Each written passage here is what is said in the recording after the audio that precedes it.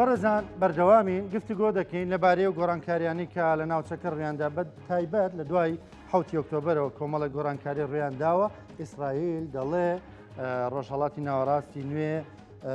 بنیاد دەنین دروست دەکەینەوە بەو شێوەیە کە مەترسیمان لەسەر نەمێنێ. گفتوگوێن پرس و باس و بابەتانە دەکەین لەگەڵ زۆر بەڕێز پرۆفسۆر دکتۆر ئومێد ڕەفیق، پسپۆڕی سیاسی، توێژەری سیاسی، سەرۆکی زانکۆی جیهان. دکتۆر سڵاو لێبێ. زۆر بەخێر بێ. خۆشحاڵین کە بەشداریەکەی لەگەڵمانە بەرنامەکە. بەخێراتی سەرچاو.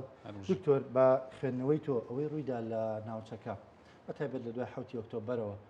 چی بوو؟ پلان بۆ داڕێژاو بوو؟ زۆر سپاس، خۆشحاڵم بە ئەوەی کە لەم ستۆدیۆیە جارێکی تر باسی گۆڕانکاریی گەوراکەین کە ژیانی خەڵکی پێوە بەسراوە لە ڕاستیە و هەموو جار باسی واکرێت کە ڕۆژهەڵاتی ناوەڕاست لە شڵەقانێک و لە گۆڕانکاریی گەوریایە نەکە ڕۆژهەڵاتی ناوەڕاست دیارە دنیا ینی بۆی سیاسەتی عالەمیەوە یان سیاسەتی ژیانیەوە گۆڕانکاری گەورە ڕوەدا. ڕاستێکی ئەوەی کە لێ کۆڵراوەتەوە ئەوەی کە بەداداچوونی بۆ کراوە بە دڵنیاییەوە هەموو ئاماژەکانەوەن کە ئەم گۆڕانکاریانە شتێک نەبووە کە بە مفاجە ڕووبات یان شۆکێک بێکە ڕووبات پێشتر پلانی بۆ دانراوە بۆ ئەم گۆڕانکاریانە ڕووبدا. جا لە بەرژەوەندی هەر کەسێک بێ لە نەتیجە ئەو کەسەی کە هێرشی برد ڕاستەکەی نەتیجەکە لە بەرژەوەندی ئەو نەبوواتە ینی چانس یاوەریان نەبوو بە تایبەتی حەماس کە ئەوان دەست پێشخەریان کرد بۆ ئەوەی کە گۆڕانکاریەکە لەوانەوە دەستی پێ کرد. بە نەتیجە ئیسرائیل لە جیاتیەوەی کە بێ بەهێزێکی بچوو گێسا چانسی بوون بەهێزێکی گەورەی زۆر زۆر زۆر زیاتر بووە و بە شێوەیە کە هەر گۆڕانکاریەک لە ناوچەکە بکرێ ئەبێ داواکاریەکانی ئەویتیا جێ بکرێتەوە. واتە هیچ گۆڕانکاریەک لە ڕۆژهەڵاتی ناوەڕاستە ڕوونادا ئەگەر داواکاریەکانی ئیسرائیلی تیا جێ نەکرێت بوو. ئەمە وای کرد کە ئیسرائیل لە جیاتی ئەوەی کە هێزێک بێ لە ڕووی سومعی دەولیەوە لە ڕووی با بڵین زەرمەندی ئابوووریەوە بێ بەهێزێکی تر جێگۆڕکی هێز ڕوویداوە. ئیسرائیلەکان سودمەندی یەکەم بوون لەو گۆڕانکارێنە ڕەنگە لە ڕووی ئابوووریەوە زەرێکی گەوریان بەرکەوت بێ بەڵام لە ڕووی تەکنۆلۆژیای عسکەری و پاڵپشتیکردنی و هێزانەی کە بۆ خۆیانیان ڕاکێشاوە ئیسرائیل بووە بە هێزێکی گەورە و ژمارەیەکە کە ناتواندرێ گرێوی لەسەر بکرێ لەمە بەدووە. باشە دکتۆر ئاماژت بەوە کرد ئەو هێزەی کە لە سەرەتاوە هێرشی کرد ینی چانسی ئاوەری نەبوو ئەکرێ هێرشێکی لەو شێوەیە بەنی بێپلان کرا بێ خۆیان دابێتە دەست قەدەر و چانس تۆ لە کاتێکدا هێرش دەکەیتە سەر ئیسرائیل ئایا خوێندنەوەیان بۆ ئیسرائیلی نوێ نەبووە پێیان وان نەبووە کە ئیسرائیل بەم شێوازە بەرپەرچەداتەوە بەم شێوازە بەردەوامی بە پرۆسەکانی دەدا یاخود هەندێک دەڵێن هەر لە بنەماوە ئەمە جۆرێک لە پیلانی ئیسرائیل خۆی بووە ئاگدار بۆ ڕووداوەکە کە ڕوودەدا. ئەو لێکدانەوانە هەمووی هەیە ینی ئەوە نییە بڵێن شتێکی تازەیە ینی لێکدانەوەی تەوان ئێستا زۆر درەنگە ئەمە باسی ئەوکەین کە حەدەسەکە چۆن ڕووی داوە حەدەسەکان هەرچۆنێ ڕویان دابێت تەمان بە پلان بووە حەماسیش پلانی خۆی هەبووە ئیسرائیل ڕەنگە پلانی خۆی هەبووێ بەڵام ئەوەی کە هەیە لە بیدایەتەوە ئیسرائیل لە ڕووی سومعی نێودەوڵەتی و ئەو هێزەی کە ئیدعایا کرد کە هێزێکی گەورەیە تووشی شکستێکی گەورە بوو حتا لە ناو خۆیە ینی شکستێکی گەورە تووشی بوو بۆیە پێم وانییە دەوڵەت یان کیانێکی وەکو ئیسرائیل بیر لەوە بکاتەوە بە پلان خۆی بشکێنێ. ئەمەی کە هەبوو وەکو پلان لەلایەن حەماسەوە پلانەکە دانرا بوو و جێبەجێکردنەکەشی خۆیان جێبەجێیان کرد و ینی سوودیان لە ئەو غافڵگیریە بینی کە لە ئیسرائیل هەیە و تا ڕادەیەکی زۆریش پشتیان بە تەکنۆلۆژیای نوێ بەست بۆ خەرخکردنی ئەمنی ئیسرائیل بەڵام لە نەتیجەیە ئیسرائیل توانی سوود لە ئەو ناکۆچی و ئەو کەلێنانە ببینێ کە هەیبوو پێشتر لەسەر ئەمنی ئیسرائیل ئێستا توانی لە ڕێگای ئەو کەلێنانە و دۆزینەوەی کەلێنەکان و چارەسەرکردنی کەلێنەکانەوە لە جیاتی ئەوەی کە هێزی بەرگریکار بێ بۆ بە هێزێکی شەڕکەر و بۆ بە هێزێکی هێرشبەر بۆیە ئێستا هەموو ناوچەکە بە دوای ئەوەن کە ئیسرائیل لە ڕۆژی داهاتووە بیر لە چی ئەکاتەوە و لە ڕۆژی داهاتووە چی هەدەفێکی استراتیژی ئەپێکێ بۆیە ئەم هێزەی کە نەیخست فعلا لە ناو کوردەواری قسەیەکە لە ئەو هێزەی کە یەکەم جار نامخە بەقوت مەکە ئێستا بەڕاستی ئیسرائیلی بەهێز کردووە ئەم پلانی کە بۆ ئیسرائیل دانرا بۆیە بە تێڕوانی من ئیسرائیل ئەمە ئەو تەفسیرەیە کە خەوانەی خاوەنی نەزەڕی موامەرەن پیان وایە هەر گۆڕانکاریەک ڕوودا ئیسرائیل پێشوەخت تەختیتی بۆ کردویان پلانی بۆ داناوە بە بڕای من ئیسرائیل ئەگەر حەماس ئەم دەست پێشخەرەی نەکردایە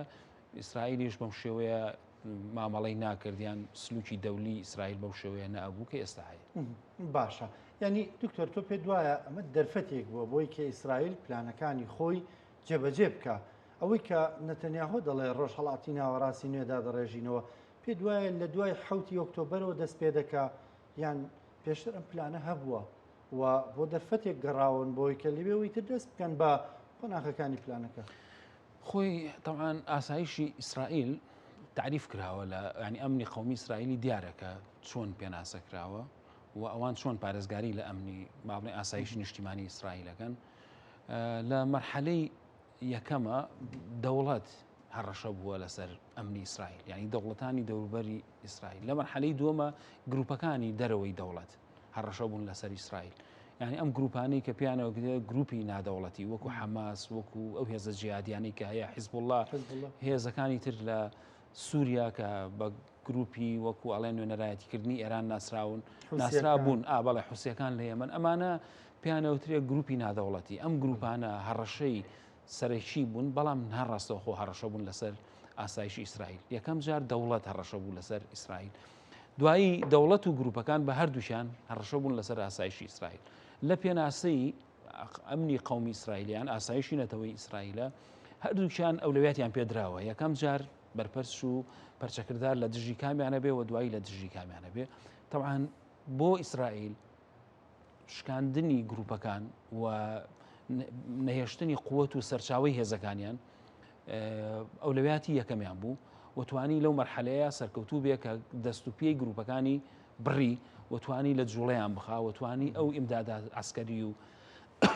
سەربازیانی کە ئەگەیشت بە گروپەکان بتوانێت کۆتایی پێبێنێ و سەرکەوتوو بوو لەم قۆناغەیە ئەوەتە لە با بڵێن لە حەماس و جیهاد کە دوو گروپی بە قووەتی جیهادی بوون لە فەڵەستین هەردووشانی تقریبا نەتوان بڵێم لە شوێنی خۆی وەستانونە و هێز و قووەتی نێشتون و دوای حیزب الله دەست پێ کرد و دوای گروپەکانی ئێرانی لە سووریا ئەوە کرد دوا بە دوای ئەوە چی کرد ڕاستە ئێستاش حوسیەکان هەڕەشان لەسەر ئاسایشی ئیسرائیل بەڵام تەمان گروپەکانی عراقیش هەڕەشە بوون لەسەر ئاسایشی ئیسرائیل هەندێک گروپی یان هەندێک ناوی گروپ لە بینی عراق و ئوردنیشا یاریانە کرد بۆی کە ئەوانی ژۆک هێز دەرکەون و هەڕەشە بکەن لە ئاسایشی ئیسرائیل بەڵام ئەم گروپانش ئێستا ناویان نەما ئەستان ئێستا یان ئێستا هەڕەشەکە لەسەر کێیە یان با بڵێم استراتیژی ئیسرائیل لەسەرەوەیە کە هێزی دەوڵەتەکان نەهێڵێ لەمەشە سەرکەوتنێکی گەورەی بەدەستێناوە توانی دەستی هەندێک دەوڵەت لە ناوچەکەیە ببڕێت و نەتوانن تەدەخول بکەن لە کاروباری ناخۆی دەوڵەتانی دراوسێی ئیسرائیل بۆیە لە هەردوو قۆناغەکەیە ئیسرائیل سەرکەوتنێکی گەورەی بەدەستێناوە ئێستا لە مەرحەلەی سێمە ئەژی ئەویش ئەوەیە کە لە ڕێگای هێزی نێودەوڵەتیەوە ئەو دەوڵەتانی کە وەکو هێزی هەرێمی ژمارەیەگە یان وەکو هێزی هەرێمی گەورە ینی ڕەنگە تەعبیرەکە بە عەرەبی تۆزێک باشتر بێ کە بیری ئەمانەی کە پیانەوە تێ دەوڵەتی گەورە کە لە دەوڵەتی گەورەی هەرێمین وەکو تورکیا وەکو ئێران کە ئەمانەش تەکەتولێکی اقتصادی و عسکەری گەورەیان دروست کرده بوو بتوانن هەڕەشە لە وڵاتانی تر بەڵێ هەڕەشە لەسەر ئاسایشی ئیسرائیل دروستکەن ئەم هێزانەش ئێستا بۆ قەبارەی جاران نەماون چونکە هاوکێشەی نێودەوڵەتی گۆڕانکاری بەسەر هاتووە ئیسرائیل لەوەی کە هێزێکی هەرێمی بچووک بێ ئێستا بووە بە هێزێکی هەرێمی گەورە بۆیە ئێستا مفاوەزاتەکان لەسەر ئەوە نییە کە ئاسایشی ئیسرائیل مەترسی لەسەر بێ بەڵکو مەڕەشەکان یان با بڵێن تەحەدەکان لەسەرەوەیە کە بە هیچ شێوەیەک ئیسرائیل قبوڵی ئەوە ناکە کە ئەو هێزانەی لە دەرەوەی ئیسرائیل هەڕەشەن خاوەنی هێز بن بۆی هەڕەشە لەسەر ئاسایشی ئیسرائیل دروستکن واتە هاوکێشەکە گۆڕانکاری گەورەی ئۆکتۆبەر و دکتۆر بینیمان ینی گفتوگۆکان لەسەرەوە بوون بۆ نمونە ئێران چۆن وەڵام باتەوە ئەنی وەڵامەکانی بە شێوازێک نەبێ ئەنی ئەو بۆمبانەی کە دەینێرێ ئەو ساروخانەی کە دەینێرێ بۆ ئیسرائیل لە ناوچەی مەدەنی نەکەوێتەوە ئەی سەرەتا گفتوگۆکان لەو ئاستەدا بوون کە چۆن وەڵامی ئیسرائیل بەڵام ئێستا گەشتۆ بە ئاستێک کە ئیسرائیل و ئەمریکا لەگەڵی دادەنیشن کە بۆمبە دوورمەوداکانی بەرنامە ئەتۆمیەکەی هەر لە ئەبێ لە ناو ببرێ یعنی گفتوگۆکان ئاراستەکان زۆر گۆڕاوە وەکو تۆ ئاماژەت پێکرد دکتۆر مێ پرسیارە بکەم ینی ئەکرێ بڵێن ئێستا ئەوەی پێوترێ بەری مقاومە کۆتایی پێهاتوە؟ یعنی ئەمەش ناوێک بوو تەسمەیەک بوو بەکارهێنرا بە ناوی بۆ ئەوەی کە مانی دەوڵەتێک دوور بخەنەوە لە مەترسی. ئێستا ئەم بەرەیە بە تەواوەتی زەعیف بووە، ینی بەرەی مقاومە بە تەواوەتی زەعیف بووە لاواز بووە. ئێستا لە هەوڵی ئەوەیان کە یان خۆیان دەمچکەن لەگەڵ با بڵێم دەوڵەتی ڕسمیە یان هەر بە تەواوەتی هەڵبۆشێنەوە و نەمێنێن. یعنی کەواتە ئەم معادلەیەش گۆڕانکاری گەورەی بەسەر هاتووە. بەرەی مقاومە سەرچاوی هەبوو، لقی هەبوو، بۆ نمونە لەکوێوە ئیمداداتیان وەرەگرت، لەکوێوە هاوکاریان وەرەگرت. ئێستا ئەو هێڵانە هەمووی پسراوە. یعنی ئێستا لەوەی کە شەڕەکە لە شەڕێکی با بڵێم فراوانەوە بۆی کە بێ بە شەڕێکی مەحدودیان بڵین دیاری کراو لەو قۆناغەیەین. ینی جاران کە لە دوای حوتی ئۆکتۆبەرەوە بە مانگێک هەموو مەترسیەکان لەسەرەوە بوو کە شەڕەکە نەبێ بە شەڕێکی گشتگیر باشە، ینی ئەوەی کە بە عەربی پێڵێن حرب شامیلە لە شەڕێکی با بڵێن دیاریکراوە بمێنێتەوە. ئێستا ئەم شەڕ دیاریکراوەش تقریبا نەتوان بڵێم ینی ئەو هەموو ئەوانەی کە بە پێچەوانەی ئاسایشی نەتەوەی ئیسرائیلە و بیرەکەنەوە هەر ڕەشیان لەسرە، ئەین لە دۆخێکی هێڕشکردنەوە بووە بە دۆخێکی بەرگری. طبعاً ئەگەر هەمومان بیرمانە جاران شەڕی ڕاستەوخۆ هەبوو لە نێوان ئێران و ئیسرائیلە، ئێستا نەک شەڕی ڕاستەوخۆ نەماوە. تەنانەت ئەوانەی کە بەوکالەتی شەڕی ئێرانیانە کرد کۆتاییان تقریبا پێ هاتووە. ئێستا ئێمە ینی ئەبینین دۆخەکە بە شێوەیەکە باسی ئاشتەوایی ناڕاستەوخۆکرێت لە جیهەتی شەڕی ڕاستەوخۆ. ئێستا جاران باسی ئەوەکرا کە مفاوەزاتەکان هەر ناکرا لەبەرەوەی ئەم دوو دەوڵەتە ئامادە نەبوون بەیەکەوە دابنیشن. ئێستا نەک ئامادەن بەیەکەوە دابنیشن، ئێستا لە ڕێگای وەساتەی نێودەوڵەتیەوە هەوڵە درێ لە مەرحەلەی دووەما دوو دەوڵەت بەیەکەوە دابنیشن. کەواتە گۆڕانکاری زۆر لە ئەوەی کە پێوتێت تەوازنی قیوا یان پێوتێت هاوسەنگی هێز زۆر ڕوویداوە لە ناوچەکە و لەمە بەدواش گۆڕانکاری گەورەتر. دکتۆر وا دەردەکەی گۆڕانکاریەکان زۆر خێران، ینی بۆ بەم خێراییە پێ دوایە ئەو هێزە کاریگەرە نێودەوڵەتیە کە ئەمریکا حتمما لە پشتیەوە بۆ دەوێت بەم خێراییە ئەم گۆڕانکاریانە ئەنجامدا. خۆی ئەگەر بگەڕێنەوە بۆ ئەگەر هۆکارەکە تەنها ئەمریکا بێت، طبعاً تەنها ئەمریکانیە هۆکارەکە، ئەگەر هۆکارەکە تەنها ئەمریکا بێ لە شعارەکەی ترامپەوە دەرەکەوێت کە ئاڵێ ئەمانوێت شکۆ بۆ ئەمریکا بگەڕێنەوە. ئەو پێشی وایە 4 ساڵ ینی فرایەوە ناکەوێت هەموو گۆڕانکاری ئەگەر بەم سەریعەنەکە بتوانێت گۆڕانکاریەکان لە بەرژەوەندی ئەمریکا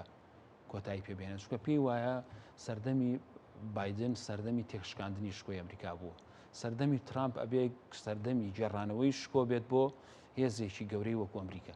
بۆیە ئەوێت لە بیدایەت و سەرەتای سیاسەتی دەروی ئەمریکا بەوە دەست پێ بکە کە شکۆی ئەمریکا بگەڕێنێتەوە لە ڕووی اقتصادیەوە، لە ڕووی عسکەریەوە، لە ڕووی سومعی نێودەوڵەتیەوە. بۆی ئەمەش ڕووبات ئەم گۆڕانکاریە گەورانە ڕووبات پێویستی بەوەیە کە گۆڕانکاری بەرچاو ببینێت. بۆیە بە تێڕوانی من کات یعنی یەکێکە لەو خاڵە مهمانەی کە بۆ ترامپ و بۆ سەردەمی ترامپ مهمە بۆیە ئەوێ گۆڕانکاریەکان بە سەریعی ڕووبات. باشە دکتۆر بە بڕوای تۆ ئەمە تەنها لە ئێراندا دەمێنێتەوە، لە پەلوپۆکردنی ئێراندا دەمێنێتەوە یان بەلدە هاوێ بۆ وڵاتانی تری هەرێمیش بۆ نمونە تورکیا؟ طبعاً ئێمە زانین گۆڕانکاریەکان لە ئێرانە تا ئێستا زۆر دوورە لە ڕێگەی عسکەریەوە ئەنجام بدرێ. ئەمریکا خۆشی خۆی بە دوورەگرێت لەوەی کە گۆڕانکاری عسکەری لەگەڵ ئێرانە بکە. بۆیە یەکەم هەنگاویت بۆ دەست پێکا کە لە ڕێگەی دانوستان و لە ڕێگەی فەرزکردنی مەرجەکانی خۆیەوە بتوانێت ئێران بێنێتە ژێرباری ئەوەی کە چیدی هەڕەشە نەبێ لەسەر ئاسایشی ئیسرائیل. ئەم مەرجانەی کە ئیسرائیل و ئەمریکا هەیەە بۆ گۆڕانکاری لە ڕۆژهەڵاتی ناوەڕاستە هەموو ئەو دەوڵەتانە ئەگرێتەوە کە پابند نین بە سیاسەتی ئەمریکاوە لە ڕووی ئابوووریەوە و لە ڕووی بازرگانیەوە. بۆیە بەڕاستی گۆڕانکارەکە تەنها لە ئێران نییە، طبعاً لە عێراقیشە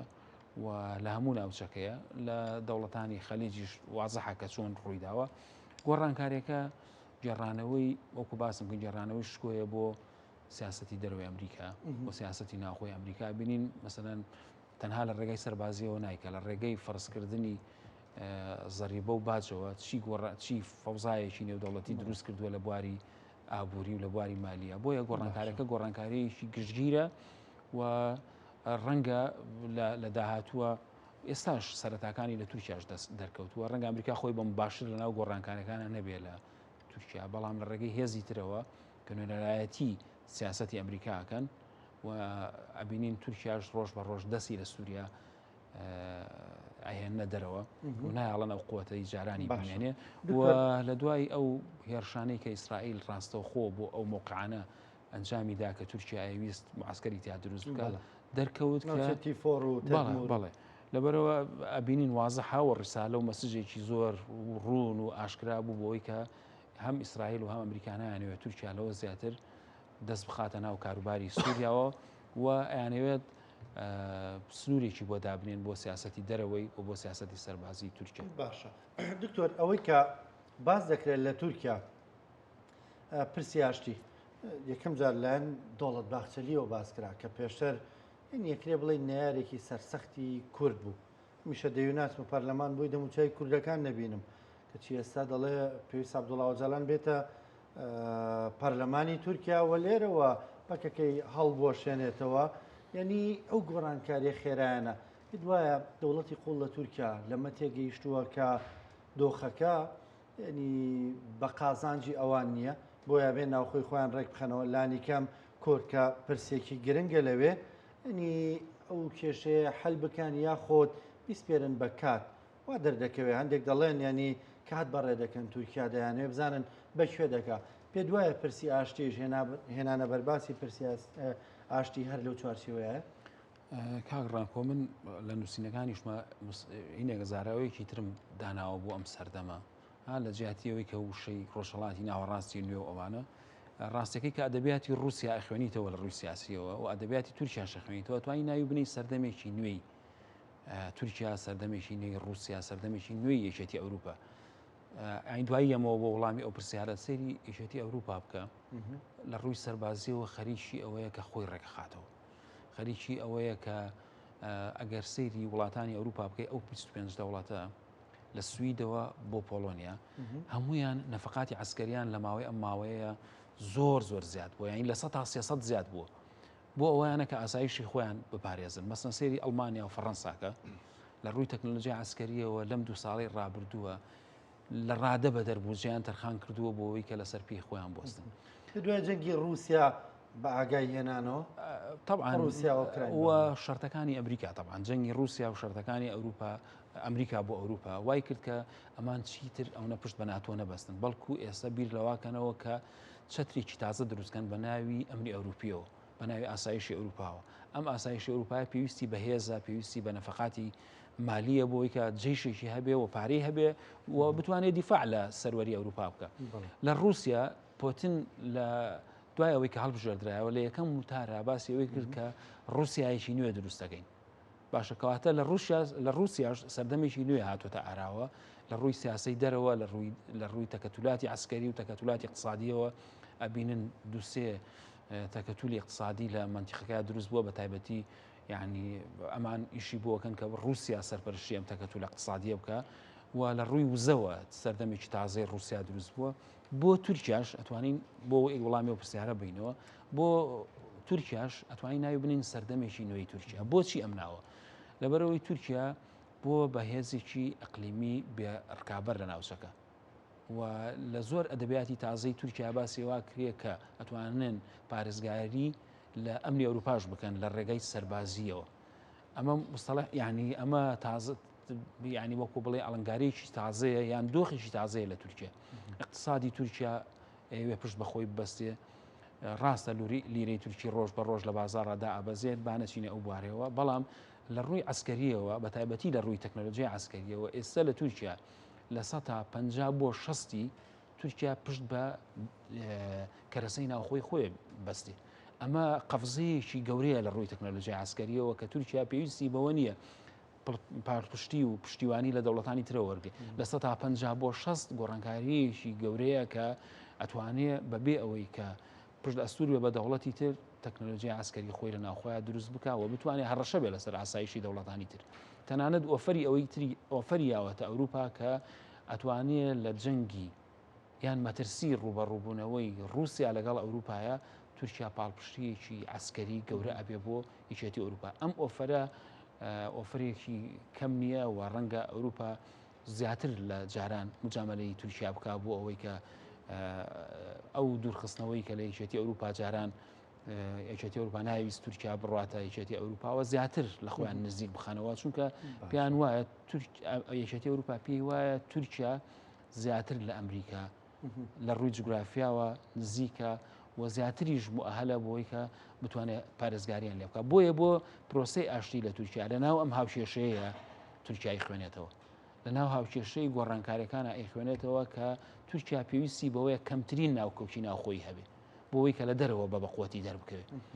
بۆیە پرۆسەی ئاشتی لە تورکیا پرۆسەیەک نییە کە لە ژێر هەڕەشەی پەکەکە یان هێزە کوردیەکانە دەرکەوت بێت پرۆسەی ئاشتی پرۆسەیەکە دۆخێکی دەرەکی ناوخۆی دروستی کردووە کە هیچ پەیوەندی بەوە نییە کە پەکەکە چالەکیەکانی زۆرتر بووە یان بیرروڕای هێزە ڕاستڕە و ڕاستیستەکان لە تورکیاە گۆڕاوە بەڵکو خوێندنەوەیکی واقعانەترە بۆ دۆخی ئابووری و سەربازی و دۆخی دەرەوەی سیاسەتی دەرەوەی تورکیا باشە کەواتە تورکیا دەتوانێت تەحەکوم بە پرسەکەەوە بکە ئەوە کورد لە جێنیەکرێ بڵین لە دەروی معادلەکەیە بۆی کە تەحەکومی پێوە بکە ناخۆی کورد لە دەروی معادلەکە نییە چونکە کورد بەشێکە لە قووەتی ناوخۆی تورکیا یعنی ئەگەر کورد بەشێک نەبووە لە قووەتی ناوخۆی تورکیا چونکە ئەبێت تۆ تورکیا وەکو دەوڵەت بەیەکەوە بخوێنیتەوە یەکێک لە ڕەگەزە گرنگەکانی دەوڵەت چییە؟ بریتە لە گەلی تورکیا گەلی تورکیا کوردیش بەشێکە لە گەلی تورکیا و هەرچەندە ناکۆشی ناوخۆی هەبێ بەقەدەر ئەوە لە دەرەوە سومعی دەولی تورکیا کەمە بێتەوە هێزشی کەمە بێت ئەو هێزەی کە لە دەرەوە تورکیا پێویستە سەرفی بکە بۆ قووەتی خۆی نایەوێت لە ناوخۆیان سەرفی بکە بۆ خودی ئۆردۆگان خۆی کە سەردەمی دراوشانەوەی سیاسەتی دەرەوەی تورکایە و سەردەمێکی تازە ئەوێ دەست پێ بکە ئەویش نوێکردنەوەی سەرۆکایەتی بۆ خۆیەتی بۆ ئۆردۆگان و معادلاتی تەشریعی و پەرلەمانی لە تورکیا و گۆڕینی دەستور لە تورکیا هەموو ئەمانە بەیەکەوە پاکێجێکن ئەوێ پرۆسەی ئاشتی لەناو ئەم پاکێجەیە بێت نەگۆگەوەی خۆش دەزانی دەستپێشخەریەکە زیاتر دەستپێشخەری تورکی بۆ وەگلەوەی دەستپێشخەری کورد بێت ئەمە یەکێکە لەو مبادرانەی کە کورد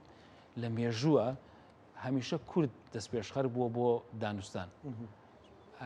لەبەرەوەی کە کورد تەرەفێکی زەعیفیش بووە بەردەوام لە دانوستانەکانە تۆ سەیری کورد کە لە ناو دانستانی تورکیاگە تۆ دەستپێشخەر بێتوانی شەرتەکانی خۆت چۆن بسەبێنی بەسەر دەوڵەتی تورکیای بەس ئەم جارە لەبەرەوەی دەستپێشخەرەکە ئەسڵەن دەستپێشخەری ئەوانە و لە مؤسسەیەکی تەشریعیشەوە دەستپێشخەرێکە کراوە تەسەورەکەم یعنی اتفاقێکی نێوخۆیی بە هەموو هێزەکانەوە لەسەر ئەمە هەیە و ئەشبینین دوای ئەو وەفدانەی کە ئەچنە ئیمرالی و ئەگەڕێنەوە کە سەر لە هەر هێزێکی سیاسی ئەدەنیان سەردانەکەن تقریبا کۆدەنگیەک لەسەر ئەوە هەیە دکتۆر هەر ئەمەی کە تورکیا دەستپێشخەرە لە پرسەکەیە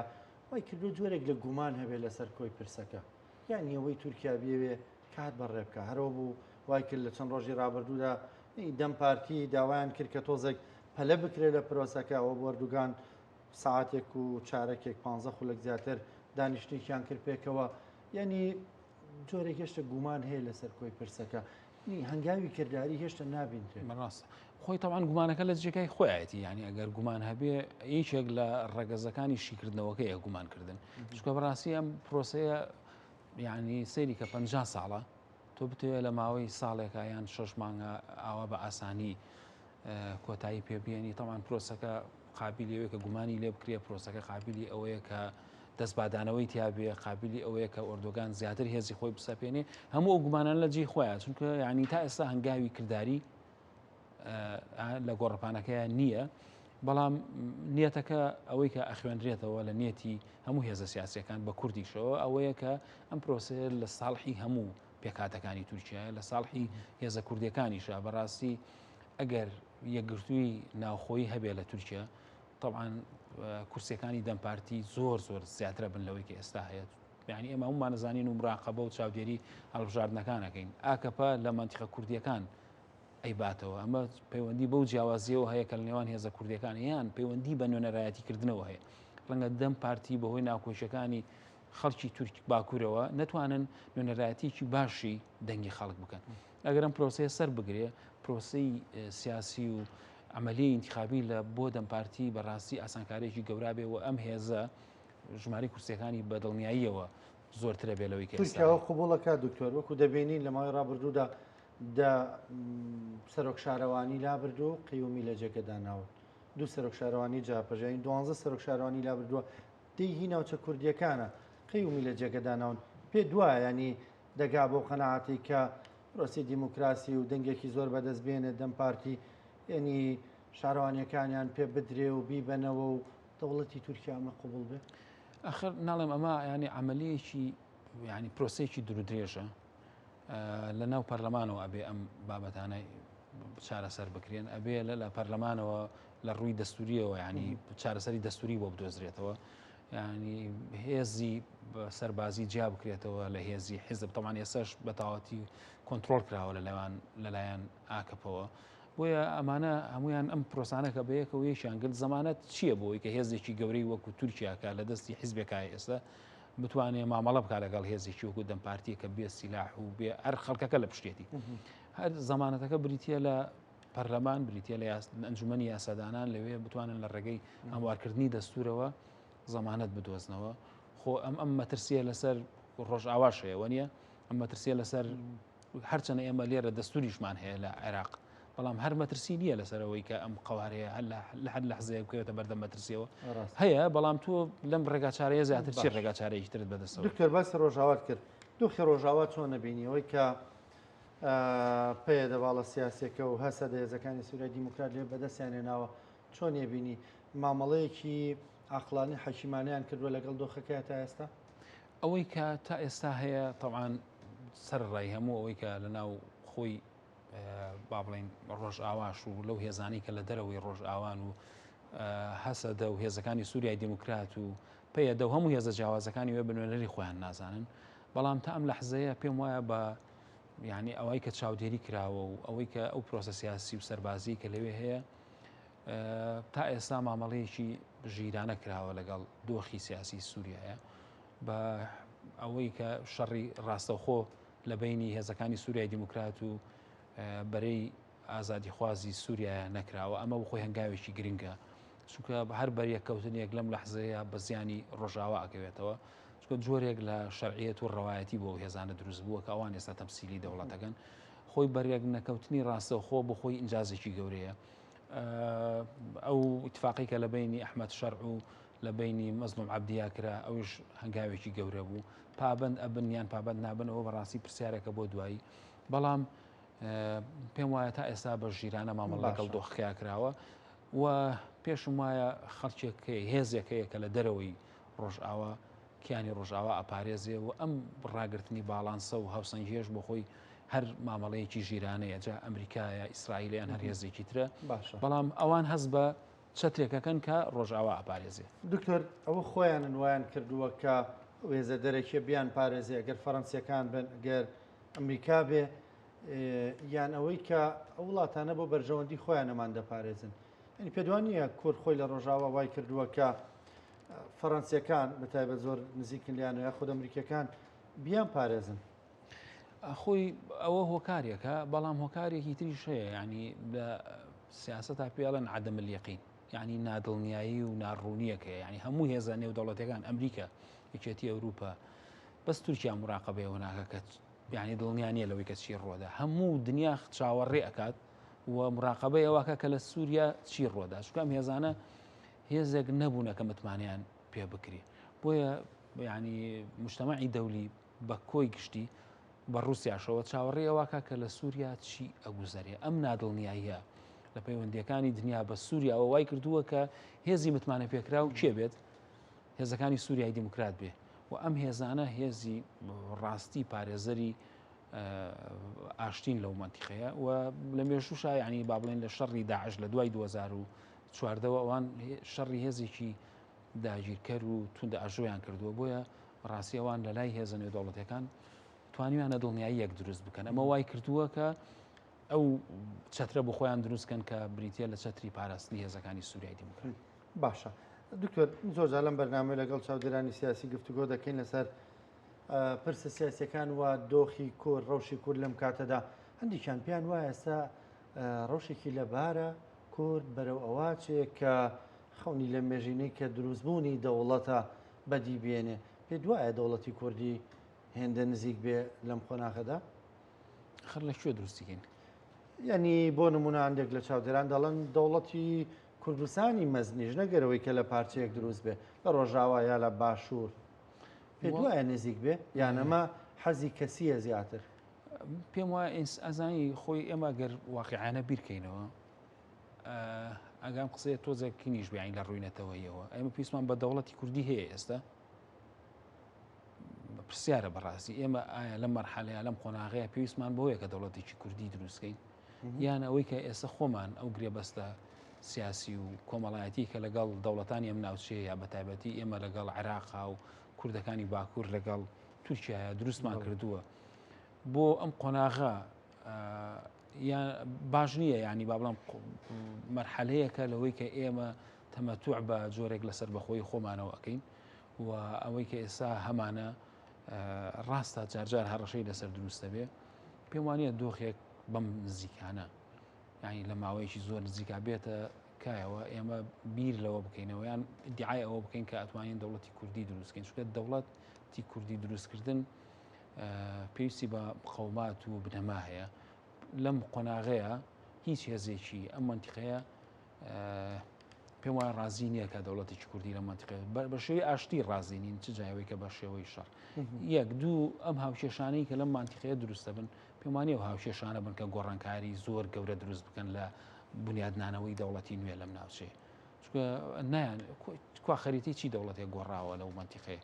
خەریتی دەوڵەتەکان وەکو خۆی ماوەتەوە بەڵام گۆڕانکاری لە سیستەمی حکومڕانیە کراوە لە سووریا لە جیاتی بەشار ئەسەد کەسێکی تر هاتووە بەڵام دەوڵەتی سووریا وەکو دەوڵەت ماوەتەوە وەکو خەریتە ماوەتەوە وەکو جوگرافیا ماوەتەوە وەکو سنووری سیاسی ماوەتەوە شتێکی تر دروست نەبووە لە سووریا تەمان لە دوای 2023 لە عێراقەوە دروست نەبووە بۆیە گۆڕانکاری ڕیشەیی لە شێوە و ستراکچەری دەوڵەت لەم منتیقەیە جارێ دروست نەبووەوە تا ئێمە بیرەوە بکەینەوە کە دەوڵەتێکی کوردی دروستکەین بەڵام هەموو گۆڕانکاریەکان لە ئێستاە لە بەرژەوەندی کووردە چونکە دەوڵەتی دیکتاتۆر و فاشیز لە منتیقەیە ئەڕوخێ و مەجال ئەدرێ بۆەوەی کورد خصوصیەتی خۆی لەناو دەوڵەتانەیە بچەسپێنێ ئەمەش هەنگاوێکی گەورەیە مەسەرەن ئێستا هەموو داواکاری ڕۆژئاوا ئەوەیە کورد بە تایبەتمەندی خۆیەوە لە ناو دەوڵەتی سووریا بێ شعرەکە ئەوەیە ئێمە لە ناو دەوڵەتی عێراقا بە تایبەتمەندی خۆمانەوە لە ناو دەوڵەتی عێراقامجا ئەو تایبەتمەندی هەندێک سیاسی هەندێک جا کلتوریە ینی مەسەرەن ئێمە لە دەوڵەتی عێراقا تایبەتمەندی سیاسی و کللتوری و تەنانەت دارایی خۆشمان هەبوو ئێستا بابەتە دارایەکەمان لێبووەوە لە سووریا شێوازی داواکاریەکە ئەبێ گۆڕانکاری تیا بکرێت شەرت نییە داواکاریەکانی سووریا ڕۆژئاوا وەکو داواکاریەکانی ئێمە بن بۆ نمونە داوای جێبەجێکردنی دەوڵەتێکی فیدرالی بکەن داوای لامەرکەزیەکەن کە داوای لامەرکەزی شکل لە ناو لامەرکەزیە شکلی لامەرکەزی زۆر زۆرە ینی بۆی کە شکل و شێوەی جیاوازی هەیە باشە دکتۆر ئەم قەوماتانەی کە بۆ دەوڵەت زەڕۆرن باس دەوە کرد کە لە ڕووی ناوچەییەوە لێ بڕوانین یاخود لە ڕووی نێودەوڵەتیەوە ئێستا ڕەنگە فەرام نەبن قەوماتەکان بۆ ناوخۆی خۆمان ئێمە هەمانن یعنی ئێمە ئامادەین بۆ ئەو دەوڵەتە لە ناوخۆدا ینی هەر ئەگەڕێمەوە بۆ پرسیاری ئەمە بەڕاستی لە عێراق تەسەوڕ ناکەمەوە فرسەتە دروست بێ کە ئێمە ئەو بیرلەوە بکەینەوە دەوڵەتی کوردستان لە ناو عێراقا دروستکەین چونکە وەکوتم ینی تەسەوڕ ناکەم فۆرمی دەوڵەت لە عێراقا گۆڕانکاری بەسەرا بێت بێ بەڕاستی بیر لەوە بکەین و ئایا دەوڵەتی عێراق مجتەمەعی نێودەوڵەتی ڕێگا بەوادا کە عێراق ببێ بە دوو پارچە چونکە هەر مەترسی نابێ لەسەر عێراق مەترسیە بێ لەسەر دەوڵەتی تر لە ئەوروپاش ینی دروستکردنەوەی دەوڵەتی نوێیان با بڵێن فۆرمی تازە لە دەوڵەت خەریتەی گۆڕانکارەکە بوو ئەوە نییە خەریتەی گۆڕانکارێکە با بڵێم ئاماژەی گۆڕانکاریەکان بوو ئەوەیە کە ئەم سیستەمە حکومڕانی لەم ناوچەیە بەم شێوەیە نەمێنێتەوە چونکە مانەوەی سیستەمی حکومڕانەکانی ئەم ناوچەیە هەڕەشەیە بۆ ئاسایشی نەتەوەی ئیسرائیل و ئاسایشی نەتەوەی ئەمریکا بۆیە فۆرمی دەوڵەتەکان بەڕای من گۆڕانکاری بەسەرا نامێنێت تاوەکو ئێمە مقاومات حازرکەین بۆی کە دەوڵەتی بێ دروستکەین باشە دکتۆر دواپرسیارم لەسەر ئامادەی ئێمە لە باشووری کوردستان هێزە سیاسیەکان لە باشووری کوردستان گۆڕانکاری گەورە لە ناوچەکە ڕویان داوە و ڕۆژ دەدەن وەکو سەرەتا ماژەت پێکرد هێزە سیاسیەکان ئامادەن بۆ ئەمە زۆرێک لە لێکتێگەیشتن و نزیکبوونەوە هەیە لەلایەن هێزە سیاسیەکانە بەتایبەت دەردوو هێزی کاریگەر یەکێتی و پارتی لێکتێگەیشتنیان هەیە هەوڵەدەن بۆی حکومەت بە زوویش پێک بێ پێ دوایە ئەمە تێگەیشتون لەو گۆڕانکاریانی لە ناوچەکە ئیتر ململانێ ناخوازێ بێ پێکەوە کار بکەن؟ وڵا خۆی تەعاان هەموو کاتێک کۆکبوون و یەکبوون و یەک ڕزی باشە بەڕاستی بۆ ئەوەی کە تۆ مامەڵە بکەی لەگەڵ عێراقا لەگەڵ هێزە نێودەوڵەتەکانە تەمان ئەوان تەرکیزیان لەسەر چییە بۆ ئەم یەکبوونە لەسەرەوەی کە حکوومەت دروست بکرێ و هێزەکانی هاوپەیمانی نێودەوڵەتیش تەرکیزیان لەسەر هێزی پێشمەرگەیە بۆی هێزێکی پێشمەرگەی یەکگرتوو هەبێ و بابەتی وزە کە هیچێکە لەو بابەتانەی کە هەموو جار با بڵێن جەختی لەسەرەکەنەوە بۆ ئەوەی کە جارێکی تر ڕێکەوتن لە بینی هەرێمی کوردستان و عێراقا بکرێ ینی مفۆزاتەکانی هێزە نێودەوڵەتەکان لەگەڵ هەرێمی کوردستانە یان تەوسیاتی ئەوان بۆ هەرێمی کوردستان ئەوەیە کە لەم سێ سێکتەرە ئێمە یەکگرتوو بین و فەرزی ناکەن مەسەلەن یەک حکوومەتی یەکگرتو و نازام چی ئەوانە ئێمە پێم وایە لێک تێگەیشتن هەیە پێشم وایە تێگەیشتن هەیە لەسەرەوەی کە هاوکێشەی نێودەوڵەتیکە گۆڕانی بەسەرایەت ئێمەوە باشە کە حکوومەتێکی تازەمان هەبێ ڕوئایەکی تازەمان هەبێ استراتیژیکی تازەمان هەبێ بۆ مامەڵەکردن لەگەڵ گۆڕانکاریەکانە ئەو تێگەیشتنە ئەگەر بەم مەفهومەی ئێستا کە هەیە دروست وایە وایە زیاتر پەلە بکرێت لەوەی کە حکوومەت دروست کرێ بەڵام من پێم وایە ئەو ڕێکەوتنە تازایی کە لە بینی یەکێتی و پارتیا هەیە کە ئەم جارە ڕێکەوتنیەکە کە قسە لەسەرەوە کرێت کۆنکرێتیە چونکە ڕێکەوتنەکە با بڵێم لە ڕووی استراتیژیەوە هەمووەکو کاتێکی زۆرتری پێبەخشاوە هەموو خاڵە ناکۆچیەکان لەو ڕێکەوتنەیە اتفاقی لەسەر کراوە بۆەوەی بەدیلی ڕێکەوتنی استراتیژی بێ و هێزەکان بزانن لەکوێی نەخشەکەیان بە تایبەتی یەکێتی و پارتی بزانن یەکێتی لەکوێیە و پارتی لەکوێیە. واتە دکتۆر سنوورتمدا پرسیار بەس ینی ئەم ڕێککەوتنە تەنها ڕێککەوتن نییە بۆ پێگەێنانی حکوومەتی هەرێمی کوردستان و کابینەی دێم ڕێکەوتنە لەسەر سیاسەتی گشتی ڕێکەوتنە لەسەرەوەی کە ڕوئای یەکێتی و پارتی ڕوئایەکی مشتەرەک بێ بۆ حکومڕانی و بۆ دروستکردنی سیاسەتی گشتی جاکە باسی سیاسەتی گشتیەکەین باسی هەموو سێکتەرەکانی سیاسەتی گشتیەکەین بۆ ئاوەدانی بۆ وزە بۆ گەشتیاری و هاتە دوای ئەمە پێم وایە پیاچوونەوەیەکی باشە لە دوای ئەزمونکردنی ناکۆشی لە بینی یەکتریە کە هەردوو لاگەلەیان لە یەکتری هەبوو ئەگەر لەسەر سیاسەتی گشتی ڕێک بکەون کە سیاسەتی حکومڕانی ڕێک بخرێتەوە و فۆرمی مامەڵەکردن لەگەڵ هێزەکانە بە داواکاریەکانیان لە ناو نەخشە ڕێگاکەیە جێگای بکرێتەوە پێم وایە باشترێ بێت لە جاران. زۆر بەڕێز پرۆفیسۆر دکتۆر ئومێد ڕەفیق سەرۆکی زانکۆی جیهان توێژەری سیاسی پسپۆری سیاسی سپاس دەکەم سپاس بە بەشداریکردن لەگەڵ زۆر سپاس.